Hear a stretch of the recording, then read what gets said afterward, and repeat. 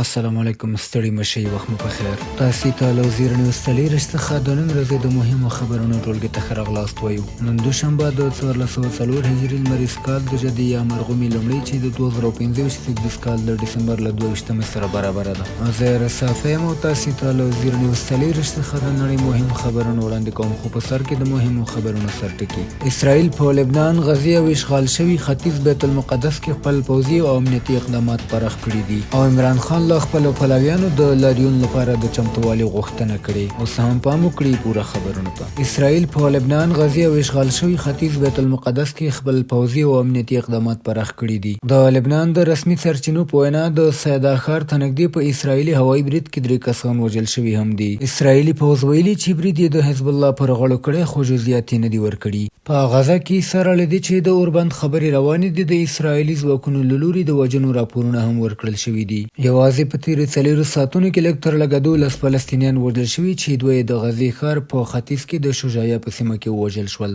بلخوا د ترکیې د بهرنی چارو وزیر هاکان فیدان پر اسرائیل غږ کړی چې له پراختیا غوښتونکو پالیسیو لاس واخلي او د سیمې د ثبات لپاره خبرو ته مخه کړي. په همدې حال کې د ملګرو ملتونو د 16 ساعتي ځواک د ماموریت د پای ته نږدې کېدو سره ایټالیا اعلان کړی چې له 2026 کال وروسته به هم د لبنان له پوځ سره خپل ملاتړ ته دوام ورکړي.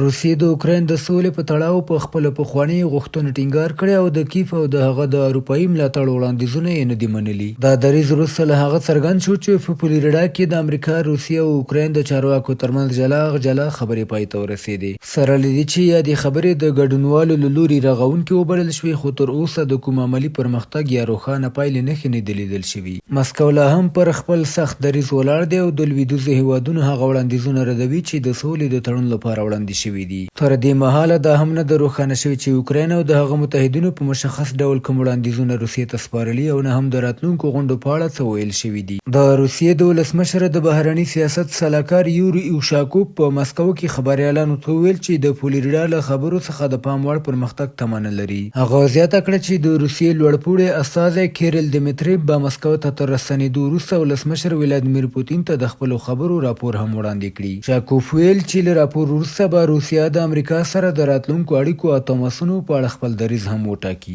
عمران خان له خپلو پلویانو د لاریون لپاره د چمتووالي غوښتنه کړې. پاکستان پخواني لومړي وزیر عمران خان له خپلو پلویانو غوښتي چې د لاریون لپاره چمتووالی ونیسي. دا غوښتنه وروسته له هغې شوې چې د اسلام آباد یوې محکمې د توشخان 2 قضیه کې هغه او د هغه میرمن بشرا بیبي هر یو په 19 کلونو باندې محکوم کړل. عمران خان چې د مهال د اډیاله په زندان کې بندي دی، د خپلو وکیلانو له لارې خپاره کړي پیغام کې ویلي چې د محکمې پریکړې له وړاندې لیکل شوي وي او دا قضیه هم د 13 کلونو د پریکړو تسلسل دی. نوموړي ادعا کړې چې د یو میرمنې په زندان کې له نورو بندیانو جلا ساتل کیږي او پر دوی د کتابونو او تلویزیون بندیز هم لګېدلی دی. هغه همداراز د خپلې کورنۍ د ښځینه غړو او یو شمېر نورو ښځو سره د ناوړه چلند ادعا هم کړې ده. عمران خان د خیبر پښتونخوا د اعلی وزیر پر نوم پیغام کې ویلي چې پلویان دې د مظاهرو لپاره پر واټونو د راوتلو تیاری ونیسي او زیاته کړې ده چې ولس باید د خپلو حقونو لپاره راپورته شي. له بلې خوا عمران خان او د هغه میرمن ویلي چې د محکمې د پریکړې پر ضد به د اسلام آباد سترې محکمې ته استناف کوي. په همدې حال کې د پاکستان د اطلاعاتو فدرالي وزیر عطا الله تار د محکمې پریکړه د قانون پر بنسټ بللې ده او د پای خبر ده چې د تایلند او کمبودیا ترمنځ د سرحدي نښتو پر سر د خبرو اعلان. د تایلند او کمبودیا چارواکي به د چهارشنبې په ورځ د دواړو هیوادونو ترمنځ د وروستیو سرحدي نښتو د پای ته رسولو لپاره مخامخ خبرې ته کینی. خبره د تایلند د بهرنی چارو وزیر سیاسک د مالیزیا په کولالمپور کې د آسیان د غونډې پر مهال وکړه. په وروستۍ ورځ کې د دواړو هیوادونو ترمنځ سخت نښتې روانې دي. کمبودیا ادعا کوي چې تایلند د F-14 جنګي الوتکو له لارې بمباري کړي او حتی زهرجن ګاز یې کارولي، خو تایلند دا تورونه ردوي.